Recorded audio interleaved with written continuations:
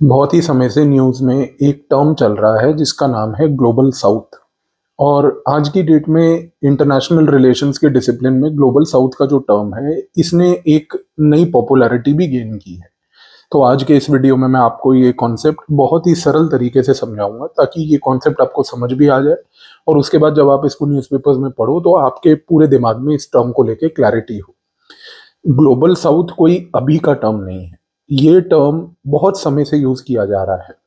In fact जब industrial revolution हुआ था तो इंडस्ट्रियल रेवोल्यूशन के बाद ग्लोबल साउथ का टर्म सबसे पहली बार प्रयोग किया गया।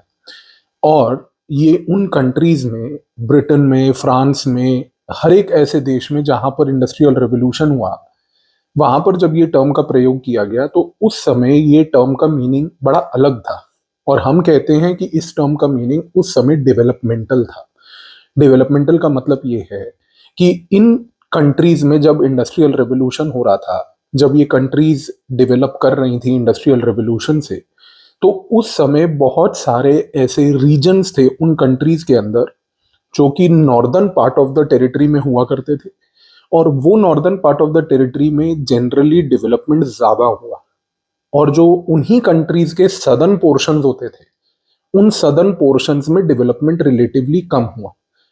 तो ग्लोबल साउथ का सरप्राइजिंगली सबसे पहली बार प्रयोग जो किया गया वो किया गया एक डेवलपमेंटल सेंस में। और उस डेवलपमेंटल सेंस का जो मीनिंग था वो ये था कि उन पोर्शंस ऑफ द कंट्रीज में जहां पर डेवलपमेंट कम हुआ, जहां पर पॉलिटिकल एंड सिविल राइट्स कम मिले लोगों को, उन एरियाज को ग्लोबल साउथ डेजिग्नेट किया गया। तो ग्लोबल साउथ का टर्म का जो ओरिजिन है वो बेसिकली इंडस्ट्रियल रेवोल्यूशन के इन कंट्रीज के सदर्न पोर्शन से है, जहां पर इन सदर्न पोर्शंस में डेवलपमेंटल डेफिसिट्स थे। नॉर्दर्न पोर्शंस ज्यादा डेवलप हुए, सदर्न पोर्शंस कम डेवलप हुए।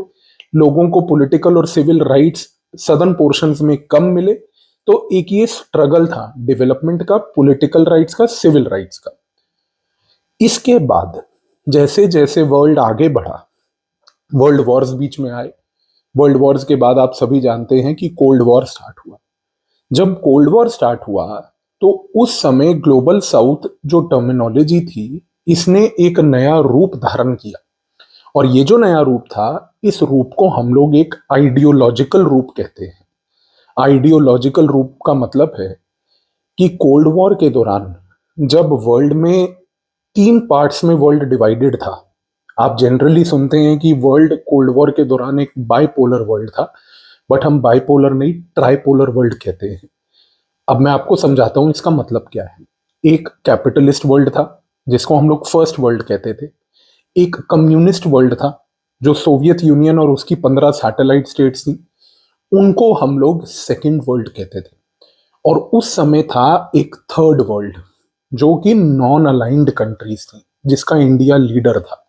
तो ये जो थर्ड वर्ल्ड था जिसमें बेसिकली नॉन अलाइंड कंट्रीज थी जो कि ना कैपिटलिज्म से और ना कम्युनिज्म से अपने आप को एसोसिएट करती थी, एक न्यूट्रलिटी की पोजीशन को मेंटेन करती थी, ये जो थर्ड वर्ल्ड था, उस समय इस थर्ड वर्ल्ड में ये टर्मिनोलॉजी उनको पसंद नहीं आई।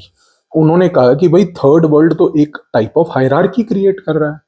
ऐसे तो वर्ल्ड में जो फर्स्ट वर्ल्ड है वो अपने आप को बड़ा इंटेलेक्चुअली और मटीरियली सुपीरियर मानता है। तो ये जो हायरार्किकल क्लासिफिकेशन था, इसको ब्रेक करने के लिए उस समय थर्ड वर्ल्ड के नाम पर एक शब्द का प्रयोग किया गया which was called global south. तो इंटरनेशनल रिलेशंस के डिसिप्लिन में ग्लोबल साउथ का प्रयोग as a term second time cold war में हुआ। इस दौरान जब हम कोल्ड वॉर की बात करते हैं तो ये टर्म एसोसिएट हुआ उन कंट्रीज के साथ जो कि बेसिकली अदरवाइज वेस्टर्न कॉन्स्ट्रक्ट के हिसाब से थर्ड वर्ल्ड का पार्ट थी। ये जो थर्ड वर्ल्ड कंट्रीज थी इन्होंने अपने आप को ग्लोबल साउथ बोला। और बेसिकली उस समय हम कहते हैं कि ये टर्मिनोलॉजी ग्लोबल साउथ की कोल्ड वॉर में एक आइडियोलॉजिकल ओरिएंटेशन को ले बैठी। तो आपको अब ये भी समझ आ गया कि कोल्ड वॉर में आइडियोलॉजिकल ओरिएंटेशन था इस टर्म का। जब कोल्ड वॉर खत्म हुआ, इसके बाद आप सभी जानते हैं कि वर्ल्ड में हम लोग post cold war world order में जब आए तो वो post cold war world order का सबसे महत्वपूर्ण फीचर था ग्लोबलाइजेशन। ग्लोबलाइजेशन के दौरान वर्ल्ड जब ग्लोबलाइज कर रहा था, जब वर्ल्ड में इंफॉर्मेशन कम्युनिकेशन टेक्नोलॉजी की वजह से ग्लोबलाइजेशन बढ़ रही थी, कंट्रीज इंटीग्रेट हो रही थी, उस समय ग्लोबल साउथ एक और बार प्रयोग किया गया, बट इस बार उसने एक इकोनॉमिक ओरिएंटेशन अपनाया। तो पोस्ट कोल्ड वॉर पीरियड में ग्लोबलाइजेशन के इन्फ्लुएंस से ग्लोबल साउथ की टर्मिनोलॉजी ने एक इकोनॉमिक ओरिएंटेशन अपनाया। ये इकोनॉमिक ओरिएंटेशन क्या था? ये इकोनॉमिक ओरिएंटेशन उस समय था वो कंट्रीज वर्ल्ड की जो ग्लोबलाइजेशन को अब्सॉर्ब कर रही थी। देखिए, ग्लोबलाइजेशन जो है, जिसमें हम सबसे महत्वपूर्ण चीज बोलते हैं development of information communication technology, ICT. World में कोल्ड वॉर खत्म होने के बाद कई ऐसी कंट्रीज थी जो कि जनरली वेस्ट में थी, जिन्होंने उस समय इंफॉर्मेशन कम्युनिकेशन एंड टेक्नोलॉजी में प्रोग्रेस डेवलप किया था। प्रोग्रेस का मतलब हुआ कि जिन्होंने बेसिकली इस पूरी टेक्नोलॉजी को इन्वेंट किया, इनोवेट किया। तो वो कंट्रीज हम कहते हैं कि वो आईसीटी के प्रोड्यूसर्स थे। और कोल्ड वॉर खत्म होने के बाद बहुत सी ऐसी कंट्रीज थी, जिसमें इंडिया भी एक कंट्री थी, जो उस समय इस इंफॉर्मेशन कम्युनिकेशन टेक्नोलॉजी की कंज्यूमर थी। तो इकोनॉमिक्स की टर्मिनोलॉजी में पोस्ट कोल्ड वॉर पीरियड में उस समय जो डेवलपमेंटल गैप आया, वो आया ICT producers versus ICT consumers. तो ग्लोबल साउथ का टर्म का जो कनोटेशन था, इस समय उन कंट्रीज के साथ एसोसिएट हुआ जो कि आईसीटी की कंज्यूमर्स थी। समझ में आया आपको? आईसीटी की कंज्यूमर कंट्रीज जो थी, उनको इकोनॉमिक ओरिएंटेशन के तहत बोला गया कि these are countries of the global south. और ये कंट्रीज जो ग्लोबल साउथ की हैं, ये कंट्रीज आईसीटी की कंज्यूमर्स बनी। इन्होंने आईसीटी को अब्सॉर्ब किया, और आईसीटी को अब्सॉर्ब करने से ये ग्लोबल साउथ जो है ग्लोबलाइजेशन का पार्ट बना। तो आप एक चीज को कॉमन ऑब्जर्व कीजिए, चाहे हम बात करें सबसे पहले इंडस्ट्रियल रेवोल्यूशन के पीरियड की, जब मैंने आपको बोला कि भाई एक डेवलपमेंटल डेफिसिट था। फिर मैंने कोल्ड वॉर के दौरान बात करी, जो थर्ड वर्ल्ड कंट्रीज थी, जिसमें मैंने कहा आइडियोलॉजिकल ओरिएंटेशन था। उसमें भी हमने यही बात करी कि भाई ग्लोबल साउथ एक आइडियोलॉजिकली बैकवर्ड वर्ल्ड को डेजिग्नेट किया गया। और पोस्ट कोल्ड वॉर पीरियड में जब मैंने आपको ये बात बताई कि पोस्ट कोल्ड वॉर पीरियड में जब हम बोलते हैं एक तरीके से पूरा कॉन्सेप्ट ऑफ ग्लोबलाइजेशन का, तो उस समय आईसीटी के कंज्यूमर्स, तो कॉमन थ्रेड ऑब्जर्व कीजिए। कॉमन थ्रेड ये बताता है कि इन तीनों ओरिएंटेशंस में जो ग्लोबल साउथ की टर्मिनोलॉजी थी, वो हमेशा से कहीं ना कहीं बैकवर्ड, पुअर, स्ट्रगलिंग टाइप की कंट्रीज के साथ एसोसिएट हुई। ये बात तो आप मानेंगे। अगर मैं पूरी हिस्ट्री को ट्रेस करते हुए तीनों स्टेजेस जो भी आपको मैंने बताया, तो यू विल एक्सेप्ट दिस कि कहीं ना कहीं there has been a deliberate orientation to associate the word global south with something which is backward, something which is struggling. तो ये एक चीज हुई। लेकिन आज की डेट में जब हम ग्लोबल साउथ जैसे शब्द की बात करते हैं, तो आज की डेट में दोस्तों ग्लोबल साउथ क्या है? आज की डेट में ग्लोबल साउथ एक शब्द है जिसका जियोपॉलिटिकल ओरिएंटेशन है। आज की डेट में ग्लोबल साउथ में वही कंट्रीज हैं जो पहले थर्ड वर्ल्ड कहलाई जाती थी। आज की डेट में ग्लोबल साउथ में वही कंट्रीज हैं जो आईसीटी के कंज्यूमर्स थे।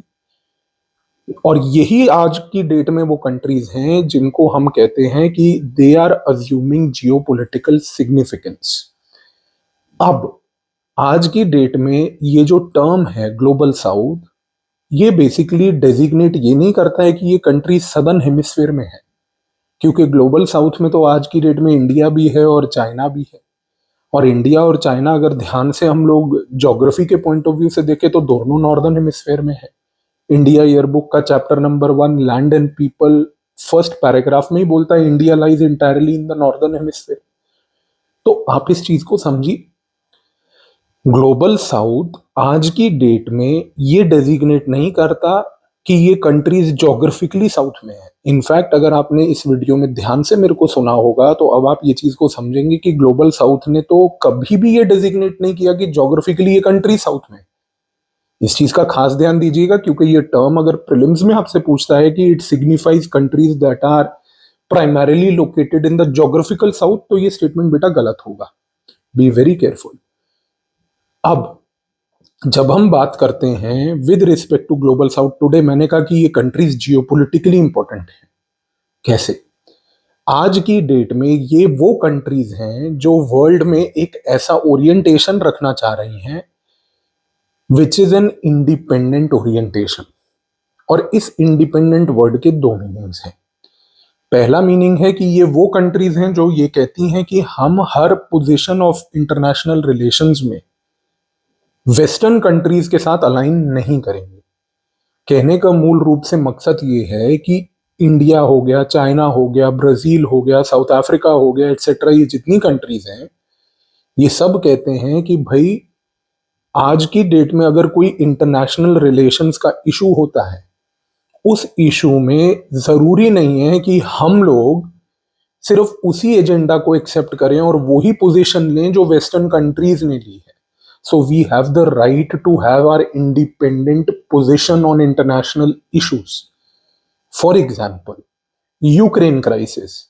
यूक्रेन क्राइसिस में ग्लोबल साउथ की लाइंस बहुत क्लियरली विजिबल है जियोपॉलिटिकल कॉन्सेप्ट के नजरिए से, क्योंकि यूक्रेन के क्राइसिस में वेस्टर्न कंट्रीज का एक ओपिनियन है यूक्रेन और रशिया की वॉर को लेके। चाइना का अपना ओपिनियन है which is not similar to what western countries का ओपिनियन इज। इंडिया का अपना ओपिनियन है which is also not similar to what western countries का ओपिनियन इज। तो समझिए, आज की डेट में जब मैं बोलता हूं कि global south has a geopolitical orientation, तो जियोपॉलिटिकल ओरिएंटेशन का मतलब नंबर वन ये है कि we have the right to have our independent world view. Number two, global south आज की डेट में ये बोलता है कि भाई हम वो कंट्रीज हैं जो अपना डिपेंडेंस अपनी डेवलपमेंट के लिए वेस्टर्न कंट्रीज के ऊपर नहीं रख सकते, हमें डेमोक्रेटिक सप्लाई चेन्स रखनी है।